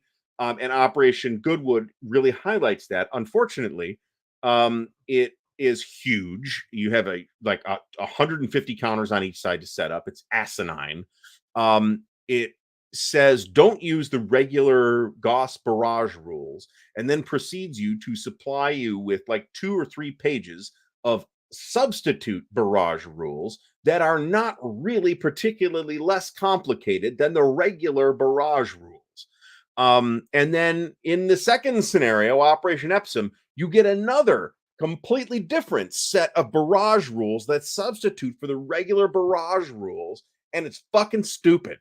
There should be, and all the other games have at least one small scenario where you got like a division or a division and a half where you can set a few pieces up in a little corner of the map and kind of figure out how all the movement works, which is significant, right? Another of the interesting things that Goss does is it's the way it does movement. So that is not trivial, right? Just to kind of figure out how the movement works is an important step in figuring out how to play the game, because it's not like you normally do. It's exact order is it's an I go you go thing, but you got to move your stuff in a specific order. Um, so there's a lot of issues with Atlantic Wall that I believe come down to it being rushed, as were many, many, many, many Decision Games products of this period. There is a lot to like here, but only if you are willing to deal with the overhead of learning the Gauss system and you are super into this topic and you want something that you could realistically take 2 years playing. You should probably get Battle for Normandy instead. Um, so, Alistair Logie, welcome back to the stream. All right, moving on to Day of Days. This is a Lee Forrester design from a series designed by Dean Essig in the Standard Combat series. This is, if I'm not mistaken, the largest SCS game, and definitely the largest SCS game in number of counters. Number of maps, I'm not sure. North Africa might be, this is 4 or 5 maps. North Africa, I believe, is 4 maps. And I think those would be the 2 biggest ones in terms of map area, I think, unless I'm forgetting about something, which is entirely possible. I don't like this game. There are people that love it. Good for them. I'm glad they're enjoying it, but I don't like it. I think it is a mismatch between system, scale, um, and setting, and or subject, if you will. It is a company level game. Where the stacking will feel wrong. Let me put it that way. I think there's just way too many units. To me, it felt bloated. It felt like I was doing a lot of busy work and micromanagement of individual companies when I could easily have maybe shrunk the map scale a little bit, gone up to battalions, and I think had a more satisfying experience. If I want a super detailed game on anything, I'm not looking to SCS. I'm looking to maybe not all the way to Goss, but I'm not looking to SCS. I'm looking to some, maybe a Normandy 44 or a Dark Summer, or which we'll get to, or a number of other things that present themselves at slightly larger scales. Whereas if I want this sort of grand tactical feel, then I think there's another better alternative than this that plays better than Day of Days does. Now, like I said, a lot of people will disagree with me on this. I'm aware that a lot of people like it. They're not wrong. But I did not have a good time with this. In addition to that, I do not believe that the map is either attractive or exceptionally functional. I found it difficult to tell the heavy bocage from the light bocage or the regular bocage or whatever it was. And I found it generally unattractive, even though I have loved every other piece of map art from this map artist. So that is my opinion of Day of Days. I think it is too big a subject to handle for SCS to handle at this scale. unless you zoomed into it, right? Where you might be able to provide more detail on just like the battle for the Bocage or something like that, or the breakout or whatever. And this covers about the first week of the campaign or something like that. This is fantastic. Nordic Maelstrom had intended to play Army Group Center, but found themselves so engrossed in Napoleon's Last Gamble that it got pushed back. That's awesome. Um, I might agree with Jeff Taylor on this. If I could only keep one Normandy game, my choice might be Atlantic Wall, but I already made the commitment to learn Goss. So, if that was the calculus, then I would say, fuck it. I can find the information. I'll just develop my own June 7th scenario and skip the fucking landings. No problem. They don't track the Goss version numbers in a logical way, as far as I can tell. So it's just the one that's on the website, whatever it is. That's the one. Moving on from Day of Days, the greatest day, Gold Juno and Sword. This is Grand Tactical Series. Now, we talked about use of the authentic period unit symbols in the longest day and why it was a pain in the ass there. In this case, the counters are bigger. They're 5/8 inch counters, so that makes it a little easier. This is an enormous game, by the way. But it's a chip pull system, so you can get a lot of enjoyment out of it solitaire. It also plays really well in teams, because you can just hand out commands, right? You take this division, you take this division, you take these two divisions, or whatever, however it works out based on the number of people that you got and the amount of people you want to crowd around the same table. So this is system's a lot of fun to play. There are some issues with this specific volume in the series, which are different than some of the other concerns I have about other volumes in the series. This is the first GTS V2 of the rules game. However, for whatever reason, and I don't know where this decision originated, whether it was Multiman or Starkweather or whatever, designer Adam Starkweather, and he is the series designer as well. And I love what he's done with this series. It was decided to not put the version 2 rulebook in this game. They put the version 1 rulebook in this game, and then put all of the changes in the game specific rulebook, which is awkward. There are significant changes between, it's not like a complete rewrite or anything like that, but there's significant changes between the first edition and the second edition rules. And that was just a really goofy way to present it. I think there's no justification for. Other than that, I think this is a marvelous product. You have 3 beaches, you have a shit ton of scenarios. There's something like 20 plus scenarios in here. Many of which are, you play huge scenarios, medium scenarios, small scenarios, whatever. The game system shines best in multi-command situations. So you're not going to get the full flavor of it playing the little Michael Vittman scenario, but it'll at least show you how the movement combat works. So I other than the expense of this product, and I think this creates an issue for GTS, because we may run a little bit over tonight, because the games by and large are really expensive, right? You've got that new SAR game that came out in the magazine, so check that out. That's the ideal entry point right now. Until that goes out of print, it's going for $200. But this is like a $280 MSRP game, right? When it goes on sale at MMP, it tends to go on sale for something like $100 or $120 or something like that. So buy it then, but eventually it will go out of print and will be going for some absolutely idiotic amount of money. So bear that in mind too, that the longer you wait, again, if you decide you want to get into this, if you want to try the system out, go buy Strike Counter Strike. That's the game in the GTS Briefings magazine. But if you Wardrobe, welcome to the stream. BCS has stuck pretty well with us. I will say that it takes significant getting used to. It did not work for us. Like just this was great after an hour. I tried it twice, and I'm like, I'm not really seeing how this works. And then when we started playing last Blitzkrieg, by that time I started getting used to it, and it really started to sing for me. If you haven't seen them and you want sort of a taste of the BCS experience and feel, even though they're not instructional videos as such, check out the Tabletop's Edge video series on Last Blitzkrieg. So, and anyway, the greatest day Sword Gino in Gold is a great big product, very expensive. You can get it at a better price. I recommend doing so. There's a lot to do in here. You will get your money's worth. I mean, assuming you play it, you'll get your money's worth. Let me put it that way. All right, next up is, and we'll do the next giveaway after this. Um,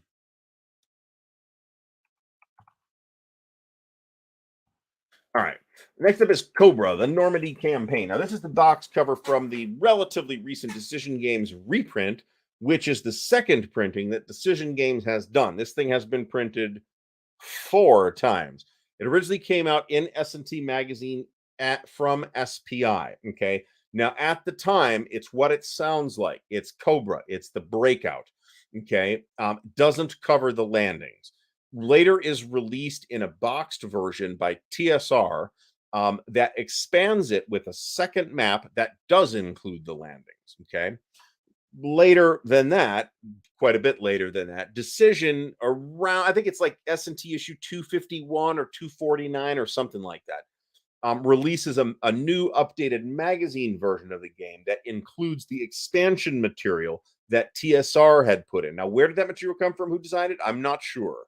And then a few years after that, Decision came out with this boxed version, which is the one that I have. This is Cobra in general, not independent of version. And this is a Decision Games version where they did not cock it up. The This is one of probably the most highly regarded nowadays games from S&T. I think it holds up really, really well, and is worth your time. If you do not wish to pay if you don't want the landings, then you can absolutely go rustle up an old S&T copy of it, and that shouldn't be too expensive. If you do want the landings, but don't really want to give Decision Games any money, you can rustle up a TSR version, and it'll be ugly, but you'll have pretty much the same game there. So there's that. All right, folks, let's put this up. Where are we not? There we are. All right, there we are. All right, so I got to pull this one down. I got to share these separately because you can't do it the other way. All right, we have a giveaway of War Diary Magazine. Second giveaway for a subscription to War Diary Magazine. Hashtag no cancer, no more in the chat. And we will put you into the drawing for a subscription to War Diary Magazine. As we talk about, what was the last one? Cobra.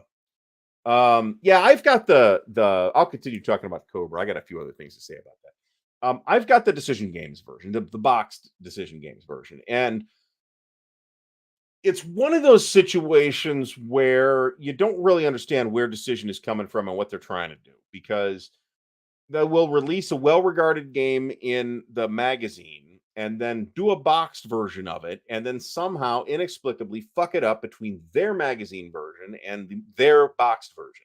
They did this with, according to some, they did this with the Desert Fox Deluxe. By the way, the latest S&T is Desert Fox Deluxe Invasion, whatever it's called, Return to Europe, which is the invasion of Italy, which does actually look fairly interesting, and which I might pick up at Origins. We will see. 53 already. Very good. Keep them coming, folks. Hashtag no cancer, no more. I don't see any obvious problems in the Cobra game, the box version of the Cobra game. It looks nice. The map looks nice. The counters are fine. I have basically no issues with it. Don't have any reason to particularly complain about it. I have a little more concern about Desert Fox Deluxe. Let me put it that way, because they did make some changes between the magazine version and their version. Again, even though it's basically the same game, sort of. But they did make some changes that they didn't necessarily explain or credit the people who came up with the ideas. So that's a little shady too. I don't have any. I think there's a good game here in Cobra. There's a good game in Desert Fox Deluxe. I think you got to work a little harder to extract it from Desert Fox Deluxe. Cobra, you should basically be fine with whatever edition. And it's a very solid game. And like I said, if you're interested in the breakout more than the invasion, I'm kind of more interested in the invasion. But I recognize that there are problems with simulating the invasion, because it is only really contested in a couple of places, right? The Allies are going to establish a lodgment. I have seen no games in which I think it's particularly where it wouldn't be totally incredible for the Germans to drive the Allies back into the sea on June 6th, even at Omaha. Um, what you might see is Omaha being super, super bloody, bloodier than it was even, but I don't think you're going to see that invasion, even at Omaha, totally stuffed in any reasonable D-Day game. So no cancer, no more, folks. In the chat, we'll give it another couple of minutes here. I'm not sure how many more games I have, but I know there's at least a couple. So I mentioned some time ago when we talked about, I forget what we talked about, but I mentioned that I was on the hunt for an area impulse game. And I did want that game to be Breakout Normandy because of the topics available. That's the one that I was most interested in. And it has the added benefit of I can find an Avalon Hill version and not deal with some crazy box size or whatever else. But oh, Strictly's going off about the Desert Fox Deluxe. So Vince Reese says DG Cobra is actually fine. Yeah, I think so. I think it's fine. So David Harrison says he has the 6 angles version of Cobra. I mean, everything they do is really nice looking. Unfortunately, I don't read Japanese, so that's somewhat of a problem in getting in purchasing their products.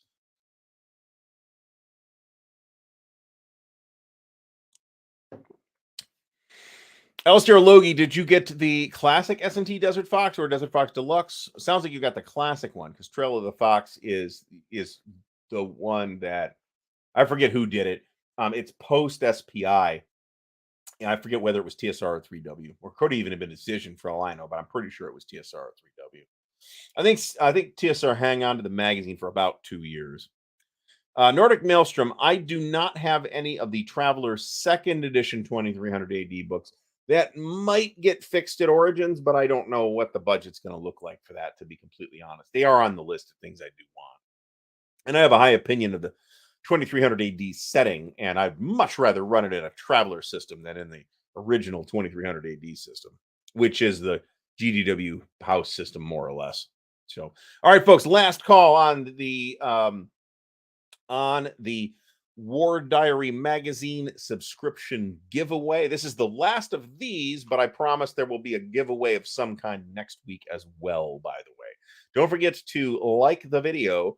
If you're watching this after the fact, by all means, comment if you have additional questions or commentary. And if you want to help support the channel, please check out the links in the video description. So your support is much appreciated and really does help me keep this organization going, this organization of one, as it were.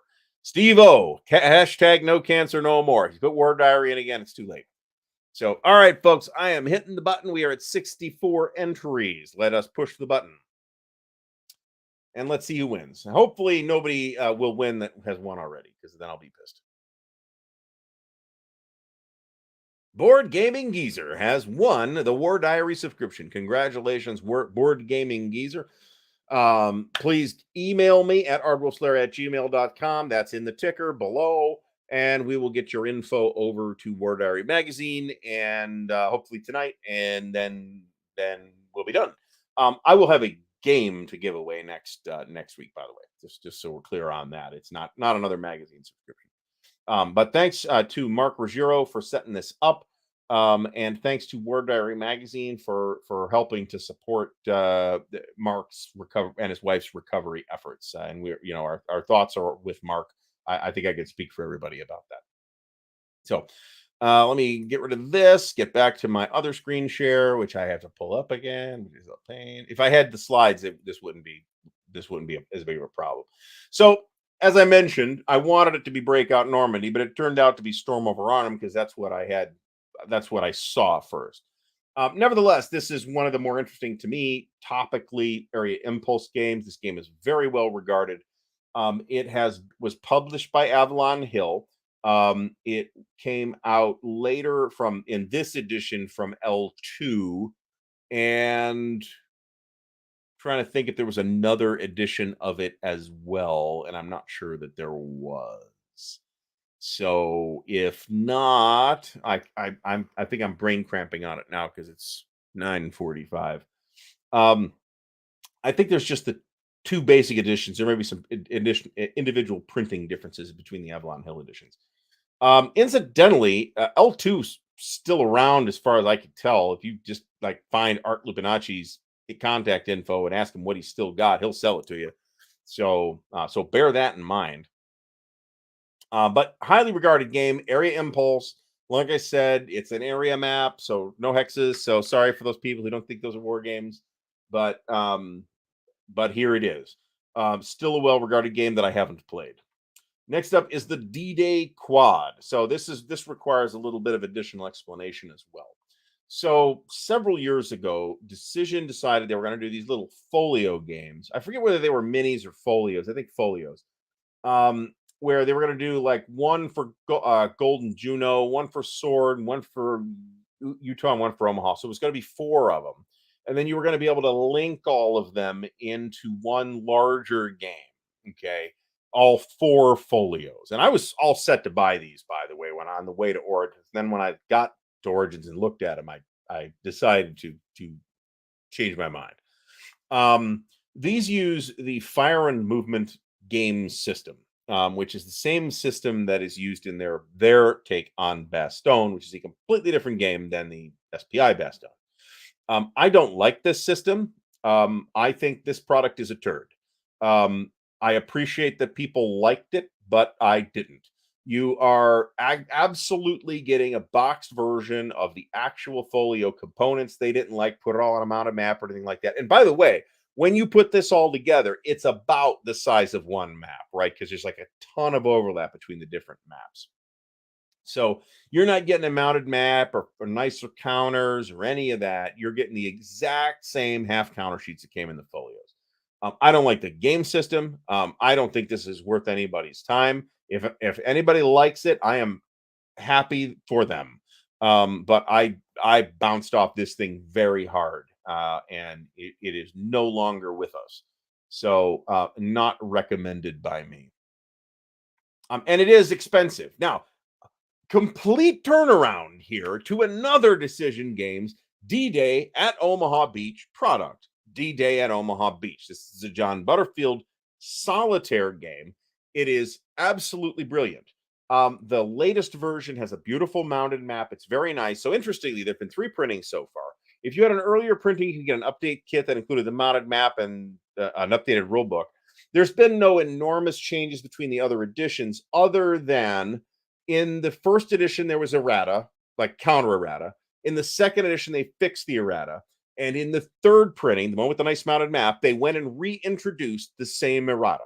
So, how it's possible to do that is like, okay, I guess I can, maybe we pulled the files from the wrong directory or whatever, but that is some Mickey Mouse bullshit.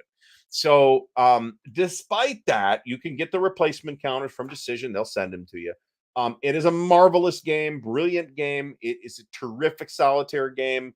And it is, in this specific case at least, it is very easy to co-op it. You're playing the Americans coming in. Do not be scared of the map. The map looks weird when you first see it with all these brightly colored dots all over the place. You get used to that within 20 minutes. And that just fades into the background and it's just information on the map. So do not let that scare you. This is a absolutely terrific game. Because you're the Americans, you can easily just split it and say, you take the 1st Infantry Division, I'll take the 29th, and off we go. It has multiple scenarios. You can play a short game, a long game, quite a long game. It's a terrific game. And if you are into solitaire stuff or you want a co-op D-Day game, this is the one that I would get. Now, there are some folks might not know, although I think a lot of this crowd will, that the term D-Day was used generically in period to refer to the day of the invasion. So there was a D-Day at Tarawa and a D-Day at Peleliu and a D-Day at Saipan and so forth. So there are a bunch of other games in this series based on various Pacific islands. Palelu and Tarawa. Am I getting that right? Jesus Christ. Um, yeah, I think it is Tarawa. Is the third game, the second and third games in the series, and those are very good. Those are also John Butterfield designs. The other two are D-Day at Iwo Jima, where Joe Youst takes the series over, makes some changes. That one's not as well regarded. Caveat emptor. Um, Paul Sin, is Butterfield working on a reverse version of this where you play the Germans? I no, I think well, I don't know. As a solitaire exercise, not to, I don't know that we I mean we had him on the show. I don't think we talked about that. I don't think so. Um unless I'm not remembering my own interview, which is plausible because it's been that kind of month, right? There's a lot going on. So I don't think so. But I might be misremembering that or forgetting that. That's possible. So highly recommended, highest possible recommendation. The Dark Summer, Ted Racer game, Normandy 1944. Now this is superficially very similar to Normandy 44 by Mark Simonich, but broadly they're similar, but they're different.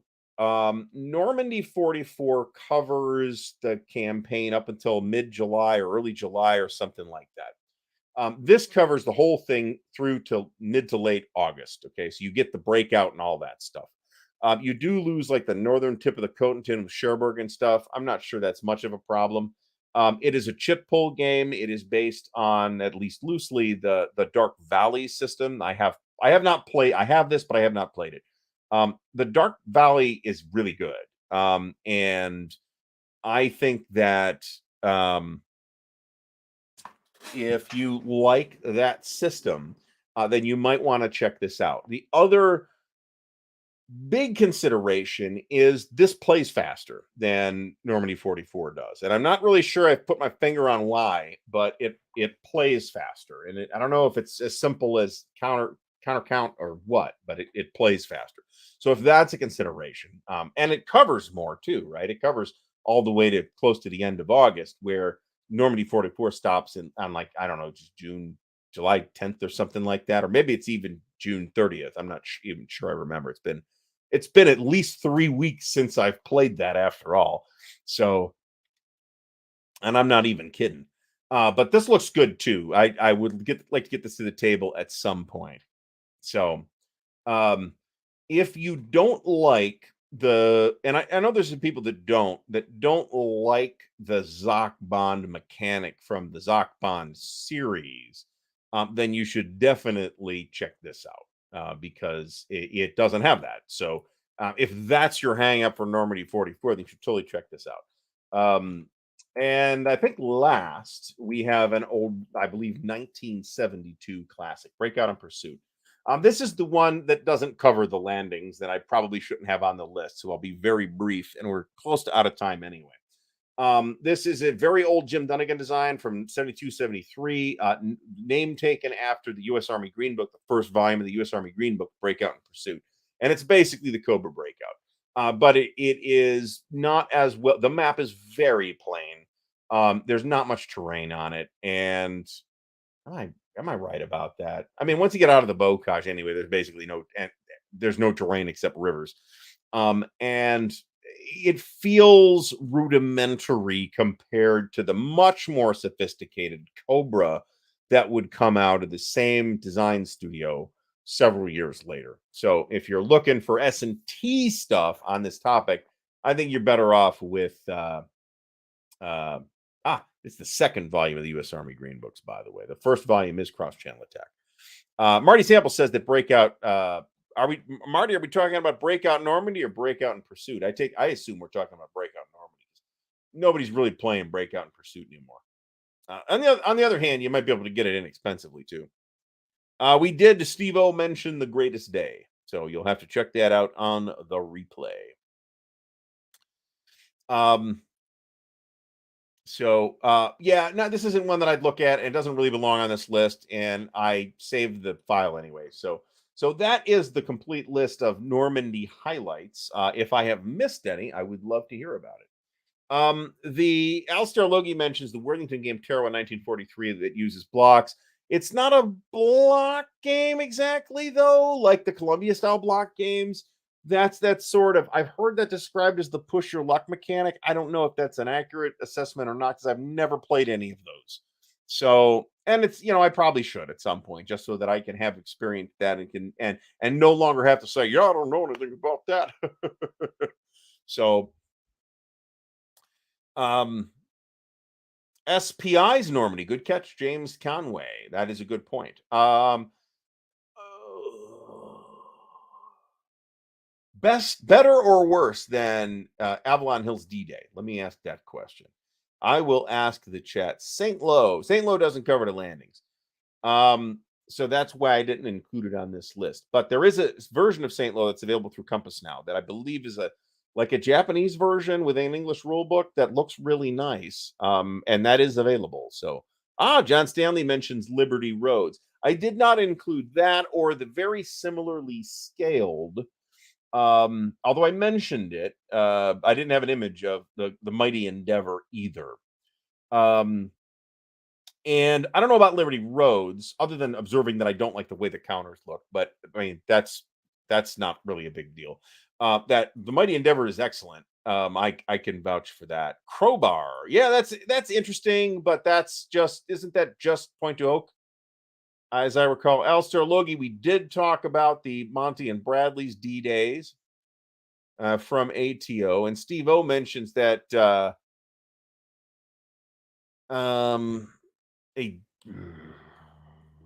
is this one of his self-published games? Um, because there's a pile of those actually.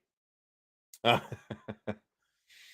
so good catch, good catch, good catch. Brian Jarvis mentions Mark Herman's France 1944, which came out in a reprint from Compass, which was actually developed by Judd Vance, and Judd made a lot of physical systems changes to that. Not a lot of mechanical changes, as far as I could tell, but it made a lot of physical systems changes that, even from me looking at it, really seemed to improve, ramp up the playability of that thing. So I think if you liked that back in the day, I think you might well want to check that out. I don't know if Mark's still working on the Russian companion game to that or not, but that game was pretty well regarded back in the day and still has a fan base right now.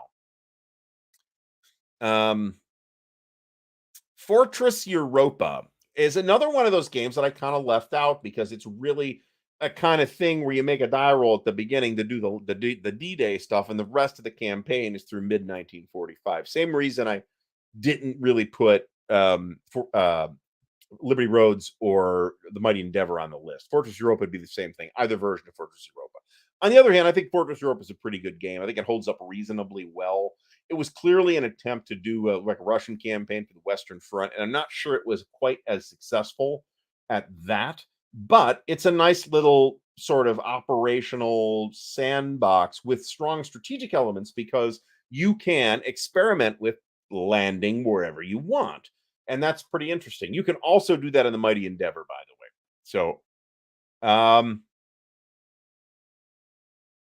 So, John Madison, welcome back to the stream. Jeff Miller mentions the Juneau Beach Landings, 2019 Paul Rohrbaugh postcard game with other games for the other beaches. I think I have a couple of these.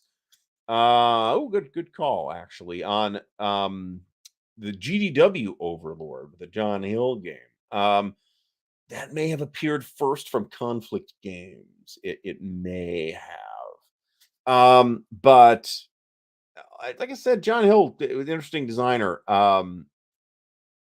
This is a game. Was that a double blind? That wouldn't make any sense for Overlord, I don't think. I do think it was a Series 120 game, though, as I recall.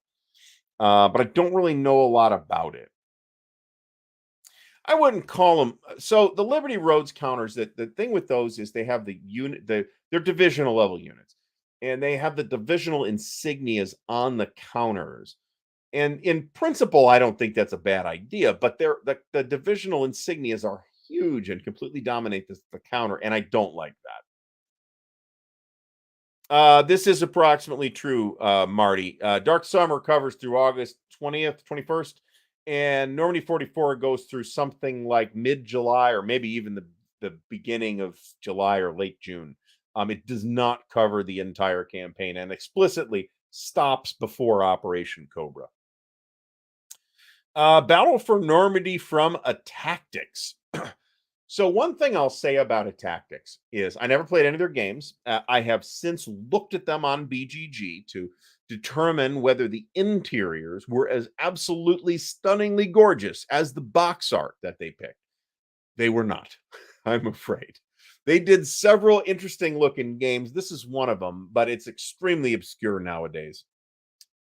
Nordic Maelstrom, there's a million games that cover D-Day to the end of the war. The one I'll probably recommend the most highly right now is probably the Mighty Endeavor, assuming that that scale makes sense for you. I mean, by all means, buy Second Front, but assuming that that scale makes sense for you, that sort of divisional scale, then yeah, I would go with that. That's my recommendation. But a lot of people do like Liberty Roads, and you could probably get a copy of Fortress Europa pretty cheap. So it is a divisional scale. If I didn't say that again, Eric Schaefer says he has a copy of the Conflict Games and GDW verse. So Conflict Games was basically John Hill, and then he made an arrangement with GDW very early on to kind of merge with GDW, or GDW acquired them, or whatever, however that actually worked. And that was it for Conflict Games. But some of the GDW really early games actually first appeared as Conflict Games, including Imperium, by the way. D-Day: The Great Crusade by Moments in History. I have no experience with that. That's an interesting looking game, though, and I've seen it on BGG. Let me put it that way.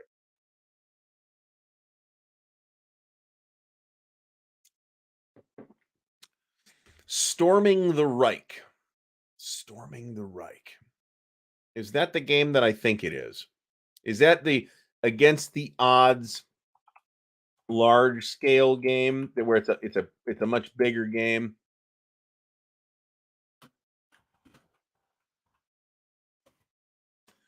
Storming the Reich, D-Day to the Ruhr from Compass by Ted Racer.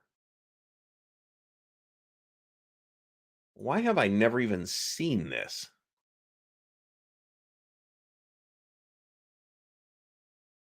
Now I do have Ted's Fall of the Third Reich, which is, oh, look at this. This is interesting, actually. This is very interesting looking. And Ted is a designer to keep an eye on, too. Why do I know nothing about this? I feel like I should know something about this, and I do not. I know jack about this game. I do have Fall of the Third Reich, but that's like 1943 to the end of the war. So, and that's an interesting looking Ted Racer design as well. But not relevant to this discussion necessarily. Very good. Matt Davidson, the Normandy campaign is the double blind one. So, and Breakout Normandy. That's what I figured. I don't think people are playing Breakout and Pursuit there. That'd be crazy. Yeah, this would have probably gone poorly, I think. That's probably why it didn't happen. All right, folks, we are overtime actually, but let's wrap it up real quick. So, tomorrow night with Dan, we have the last everything you always wanted to know about wargaming. Tune in tomorrow night to find out what the plan moving forward is. John, you had everything because you literally walked out of the actual warehouse with it, so you could have everything. It was okay. The Ted Racer World War I games tend to be very strong, by the way, just to get that out there. Advanced Third Reich? What? John is talking about Advanced Third Reich? What? That's way out of scope for this. Anyway, so tune in tomorrow for that, 7:30 p.m. Eastern Daylight Time. And there may be an unboxing video this week. I wanted to talk about this last week, and I didn't because we didn't have a show last week. So I guess I'm mentioning it tonight. I'm going to be cutting back on the unboxing videos. When there is something interesting to unbox, I will have an unboxing video. I am not going to continue to doing unboxing videos for random filler shit that I bought just on a lark 2 months ago. So, or 2 years ago. So I have, if I need a video, I've got them in the can. And as soon as something comes in that's interesting or relevant, or that I think people will be interested in seeing, then, or even an ancient shrink wrapped product, then I will absolutely do one. But otherwise, we're gonna cool it on that. I'm trying to make room in the schedule to do another video that's not an unboxing. Let me put it that way. So, bearing all that in mind, did we not get, like, gotta fix this. Hold on.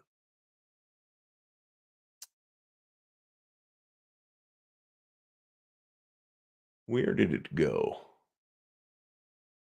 Well, let's hope that works. All right. So anyway, we are going to, I'm trying to squeeze some more content in, and it's fitting it in around the unboxing. I spent too much time on the unboxing videos, quite frankly. And that's an issue. So, other than that, I'm trying to get back to the traveler stuff as well, and that would be fantastic. In the meantime, if you have enjoyed the video, whether you're watching it live or later or whatever, that's cool. Do give it a thumbs up if you found this useful or informative or whatever. Please do subscribe to the channel if you're not subscribed already. Special shout out to the patrons of Ardwulf's Lair, so check that out in just a minute. And I will see everybody next week.